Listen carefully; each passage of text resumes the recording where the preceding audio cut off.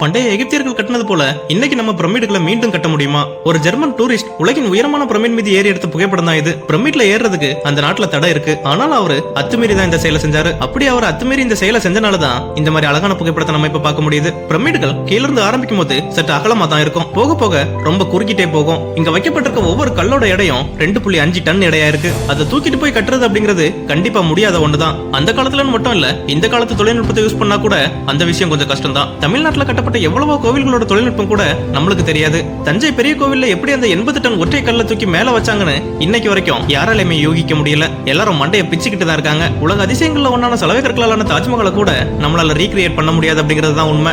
இப்ப நீங்க பாக்குற இந்த புகைப்படத்துல இன்னும் சொல்லணும்னா சத்ரபதி சிவாஜி காலத்துல கட்டிய படிக்கட்டுகள் தான் மேல இருக்கு. கிட்டத்தட்ட 300 ஆண்டுகள் கடந்த பிறகும் இன்னைக்கு நிலைச்சிருக்கு. ஆனா இதுல கீழே கட்டப்பட்டிருக்கிறது இந்திய கவர்மெண்டால கட்டப்பட்ட படிக்கட்டுகள். இதுல இருந்து உங்களுக்கு புரிஞ்சிருக்கும்னு நினைக்கிறேன். எவ்வளவு தொழில்நுட்பம் வந்தாலும் பண்டைய காலத்து மக்களோட அறிவுக்கு முன்னாடி நம்மளால ஈடு கொடுக்கவே முடியாது அப்படிங்கிறது தான் உண்மை. இந்த வீடியோ மூலமா நான் என்ன சொல்ல வரேன்னா, இது போல கட்ட முடியாது அப்படிங்கிறது கிடையாது. இதை விட அழகாவும் நல்லாவும் கட்ட முடியும். ஏன்னா இப்ப இருக்கிற தொழில்நுட்பம் அப்படி. ஆனா அங்கேயும் எனக்கு என்ன கேள்வினா, அப்படி கட்டுறது எத்தனை நாள் நிலைச்சிருக்கும் அப்படிங்கிறது தான். தஞ்சை பெரிய கோயில் 1000 ஆண்டுகள் நிலைச்சு நிக்கிறது போல இப்போ யாராவது அதே போல ஒரு கோயில் கட்டுனா அதுவும் 1000 ஆண்டுகள் நிலைக்கும்னு யாராலையும் உறுதியா சொல்ல முடியாது.